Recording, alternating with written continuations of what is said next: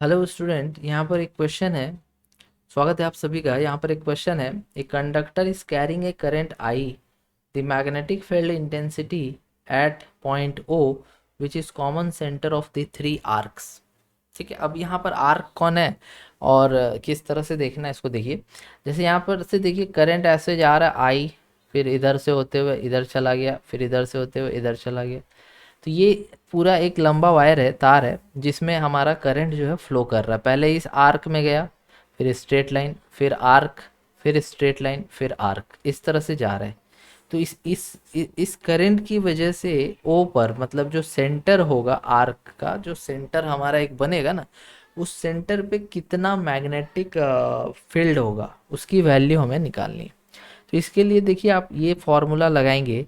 जैसे कोई भी आर्क होता है, तो उसका अगर मान लो कि आपको रेडियस पता है कि आर है, और एंगल आपको पता है कि थीटा है, करंट मान लीजिए आई है, तो इस पॉइंट पर जो मैग्नेटिक फील्ड होता है उसकी फॉर्मूला होती है mu naught I theta by 4 pi R. ठीक है, तो ये थीटा यहाँ पे एंगल है। अब डायरेक्शन कैसे निकालते हैं?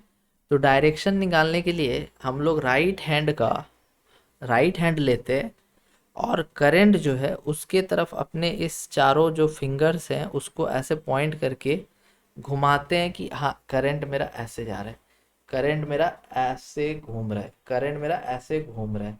तो मेरा थंब जो है वो किधर पॉइंट कर रहा है? तो थंब जो है वो इनवर्ड की तरफ पॉइंट कर रहा है।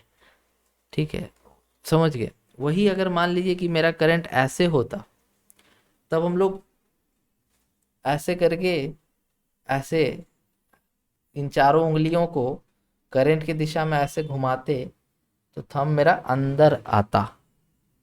अच्छा, अभी बाहर आ रहा, सॉरी, उल्टा कर दिया मैंने। हाँ, मतलब कि जब करंट इस कुछ ऐसा दिया हुआ है तो आप उसको ऐसे घुमाओ, तो थंब मेरी तरफ निकल रहा है। आपको लग रहा होगा अंदर जा रहा है, बट थंब मेरी तरफ निकल रहा है, तो पॉइंट कर दिया बाहर। वही अगर मान लीजिए कि ऐसे इसमें ऐसे करंट है, तो ओ पर जो मैग्नेटिक फील्ड होगा वैल्यू तो यही रहेगी, लेकिन डायरेक्शन बदल जाएगा, क्योंकि अब करंट को ऐसे घुमाना है, तो थंब मेरा अंदर घुसेगा, तो थंब यहाँ अंदर हो जाएगा।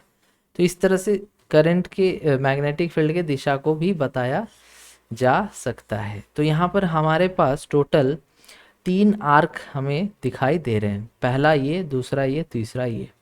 सबके लिए म्यू नॉट सेम होगा, करंट भी सबका सेम होगा, थीटा भी सबका सेम है, बट रेडियस अलग अलग है। जैसे फर्स्ट इसको मान लो 1, इसको मान लो 2, इसको मान लो 3। तो मैग्नेटिक फील्ड 1 की वजह से mu naught current I angle theta by 4 पाई। देखो, रेडियस पूरा यहाँ से यहाँ तक लेना होगा, मतलब कि 3 आर।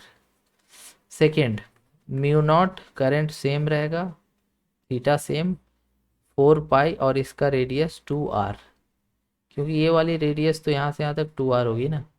और थर्ड वाले की आ जाएगी mu naught current I theta by 4 pi R. अब हमें यहाँ देखना है कि कौन डायरेक्शन इनवर्ड होगा, कौन डायरेक्शन अपवर्ड होगा। एक बात और यहाँ ध्यान देने वाली ये है कि यहाँ पर जो दो स्ट्रेट वायर्स हैं, यहाँ पर दो स्ट्रेट वायर्स, एक ऐसे है और एक ऐसे है, इनकी वजह से अगर आप ओ पर मैग्नेटिक फील्ड निकालोगे तो वो ज़ीरो होगा। क्यों ज़ीरो होगा?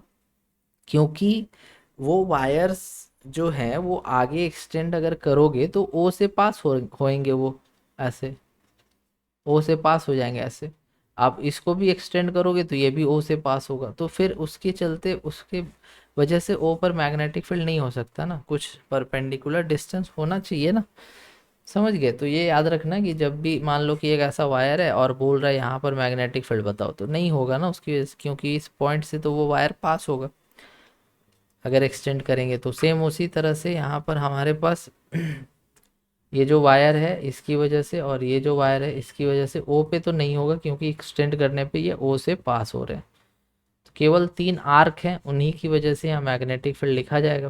ठीक है, तो देखिए अब यहाँ पर हमारा डायरेक्शन देखिए, 1 की वजह से देखिए, तो ये 1 है, ये 2 है, और ये 3 है। तो 1 में करंट ऐसे है, तो इसको ऐसे घुमाएंगे तो थंब मेरा बाहर आ रहा है।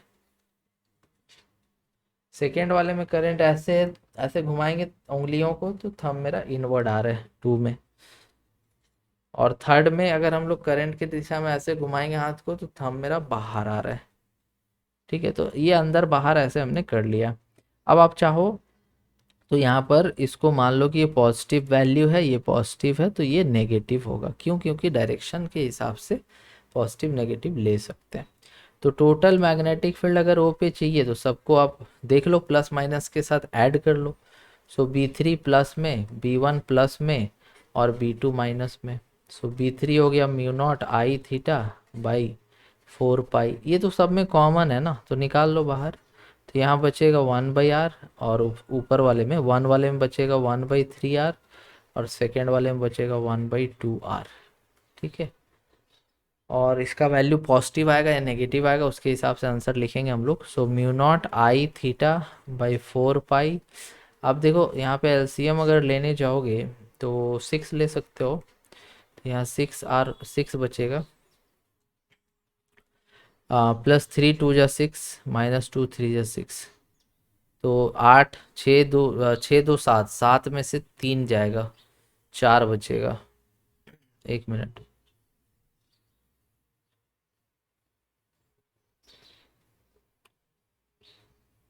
ठीक है, 6r हमने लिया है ना, 6 2 8, 8 में से 3 जाएगा, 5 बचेगा, 7 नहीं है वो। So mu naught I theta by 4 पाई, ऊपर बचेगा 5, नीचे बचेगा 6। अब ये साइन पॉजिटिव आया है, इसका मतलब कि डॉट बाहर आएगा टोटल जो मैग्नेटिक फील्ड होगा। पॉजिटिव मतलब क्या था? आउटवर्ड। तो यहाँ से बी नॉट आ गया, बी ओ पे आ गया 5 mu naught I theta by 6 × 24 pi r। तो ये देखिए ऑप्शन 1 इसमें सही दिख रहा है। ठीक है, 5 mu naught I theta by 24 pi r। तो इस तरह से इस क्वेश्चन को स्टेप वाइज हमें सॉल्व करना था। उम्मीद है आपको समझ में आ गया होगा। Thank you so much for watching.